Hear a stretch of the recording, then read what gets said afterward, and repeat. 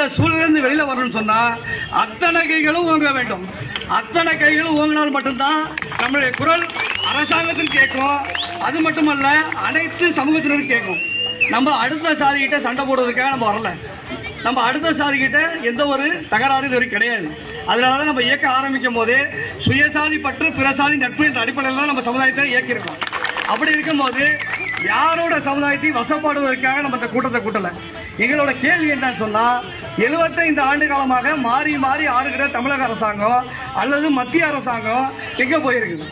இத்தனை ஆண்டு காலமாக இந்த சமுதாயத்தை மட்டும், அது இருக்கிற தமிழ்நாட்டில் இருக்கக்கூடிய பிசி பட்டியல் இருக்கக்கூடிய 75-80 சமுதாயம் இருக்கட்டும், அதே போல எம்பிசி பட்டியல் இருக்கக்கூடிய 186 சமுதாயமா இருக்கட்டும், எஸ்சி பட்டியல் இருக்கக்கூடிய 73 சமுதாயமா இருக்கட்டும், அத்தனை சமுதாயத்துக்கு இல்லாத கொடுமை தமிழகத்தில் இந்த ஒரு சமுதாயத்துக்கு மேலே ஏன் இந்த கேள்வி நம்ம கேட்கிறோம். ஏன்னா ஒவ்வொரு கிராமத்திலையும் இந்த சூழல் நடந்துகிட்டு இருக்கு. அப்படி சூழல் நடக்கிறதுனாலதான்